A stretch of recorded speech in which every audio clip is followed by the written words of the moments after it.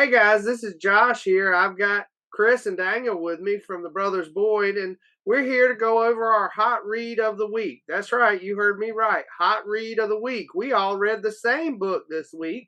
We read 8 Billion Genies by Charles Soule and Ryan Brown from Image Comics. We read issue 1. Now, we were thinking, because this has been a hot property lately, that we would get in here and talk about it so you guys could hear something about it before Wednesday, because on Wednesday they are releasing the third printing of issue 1, and they're also releasing new printings of issues 2, 3, and 4. So if you've missed out on this will be a good chance for you to get caught up and get into it. It's going to be an 8-issue mini, and it's really an interesting book. I got to tell you, my Hey first Josh, impressions. Yes. hey Josh, before you jump into first impressions, let's remind people too, we just found out this week that it's actually been optioned by Amazon. So it is going to be either a Amazon show or movie. And the other really interesting thing this week we learned about it is really cool. Issue number 1, if you go on Amazon and try to find that thing, you're looking at somewhere between 30 and 80 bucks just to pick up a first edition copy. That's highly unusual for a book that's only been out a few months. So go ahead, Josh. Tell us your first impressions. What was your first impressions? Okay, first impressions, Chris. When I looked at it, I was thinking this was going to be really cartoony and really like some animated, almost kind of like Twig we've been reading. But it completely flipped the script on me when I got in there. It completely changed it. And I was shocked, but it was a good shock. I have really enjoyed this first issue. I love the artwork in it. One of my favorite things about it is the way they did the panels. It's not all squares. You've got these curved panels in there that look really great.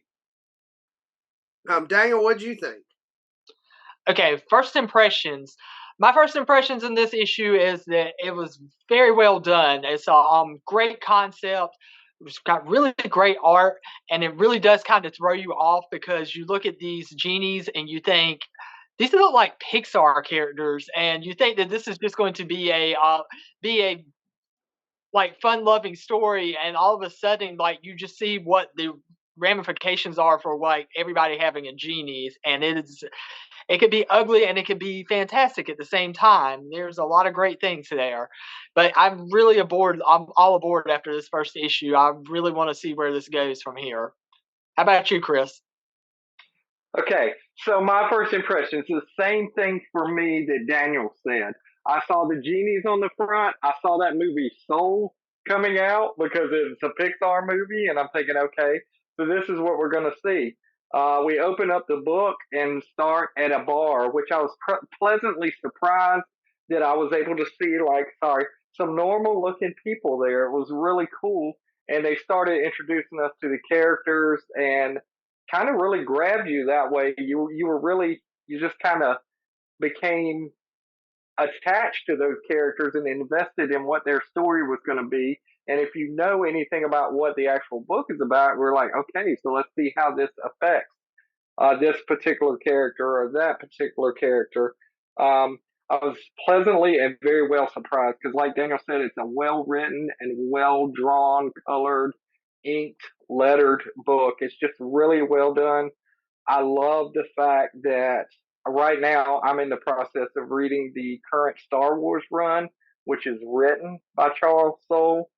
And so this is also written by Charles Soule. And the the the talent doesn't leave that book. It just comes right with it because he's just a really talented writer. He's doing some great things in Star Wars, and he's doing some great things in Image Comics with this. I'm super excited about this. Uh, so let's talk about our favorite panel in the comic, or favorite whatever you like line, or whatever you want to say. Um, so my favorite panel, and there's actually two of them, is right after everybody in the world gets genies. You see this panel with the Earth in it, and it has a number at the bottom. It says 8 billion, and then it says another number which is 8 billion underneath it. And there's a date timestamp by it. I can't remember what it was. Maybe it was a timestamp. Was the first But eight as you, seconds, Chris? yeah, exactly. There you go, Josh. Thanks. Um, then like as you keep reading through the book, you start seeing how it kind of affects everybody by having these wishes and stuff.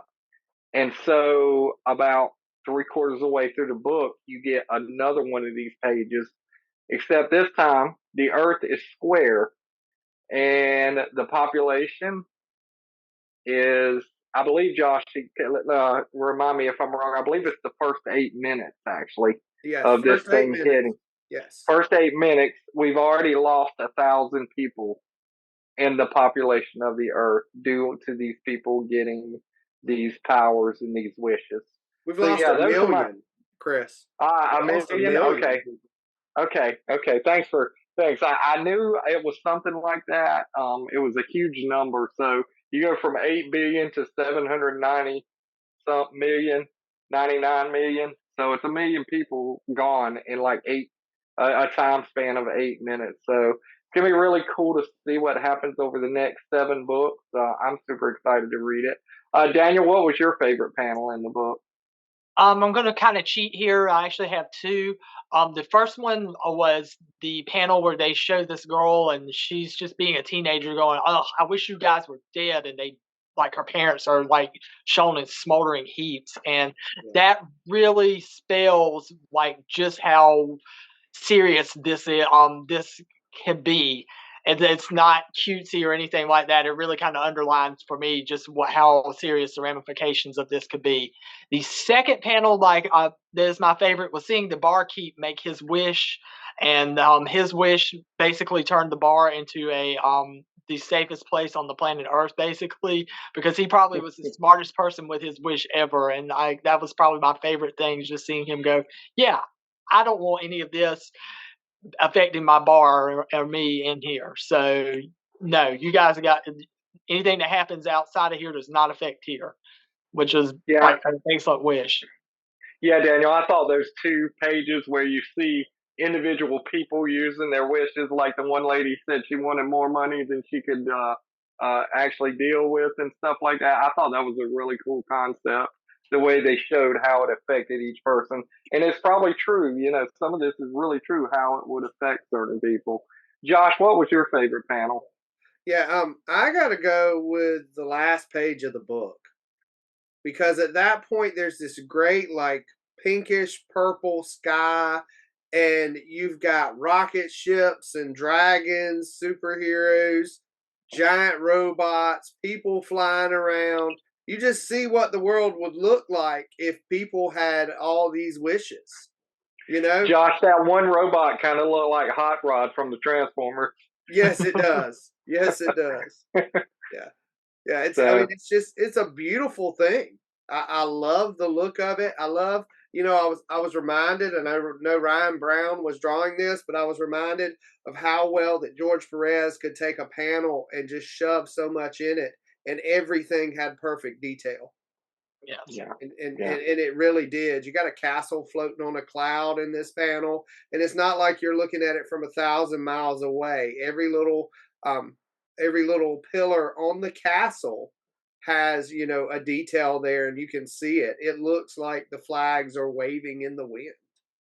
Yeah, that was a really cool panel. I just love that. That's one of those panels you can sit and look at for like 30 minutes or more, Yeah, come back to it, and still find something new every time you look at it. exactly, So, exactly. And very cool. so, like, overall, I thought it was a great first issue, a great introduction. I like the way they followed the first 8 seconds, first 8 minutes. I have a feeling the next couple of books are going to do that with like the first 8 hours and continue on that way. I think that'll be really cool. It's interesting they picked eight. We've got 8 billion genies. They're doing 8 issues. So the number is there. They've got that tie in.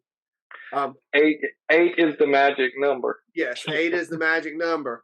And now I don't know about you two, but I already have issues 2, 3, and 4 at the house. One is all I need when it comes out Wednesday. I'm picking up my copy of third printing, and I may be reading 2, 3, and 4 tomorrow just to see where it's going because I'm excited. I enjoyed it today. Yeah, I can't wait to read the others as well. Yeah, Daniel, what Yeah, about you, man? Yeah, I'm definitely it's definitely a great first hook.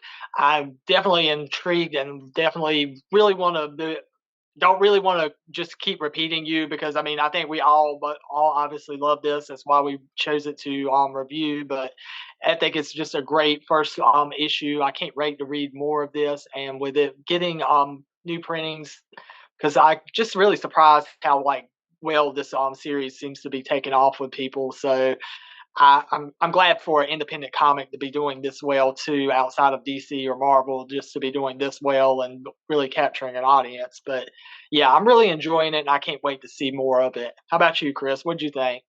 Yeah, I loved it. I loved it. I read a lot of superhero comics. I read a lot of books. I read a lot of just a lot of different things. But it was like a welcome change from that superhero cut type thing. It's like a fantasy story that you could really get into, and I thought it was a great story, beautifully drawn. Like I said earlier, Ryan Brown is amazing on the art, and Charles Soule is just a great writer. Again, he's written the I believe the first book in the New High Republic series as well for Star Wars. So give this man some credit. He's a great writer. I loved it. Can't wait for the next one. I want to tell all you people that are watching this video to run out to your comic shop tomorrow and grab that third printing of the issue number one if you don't have it, because it's very rare that you see something like this happen.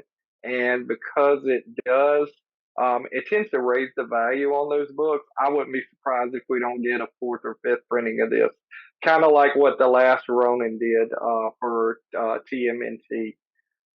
Yeah, so that's all we got on this book. Again, if you haven't read it, go get it and Hey, read it. Chris. And there's, yeah, Hey, before we close out, just an interesting side note. Image has said they were not doing reprints on any of their books. If you missed the first printing, you weren't going to get it.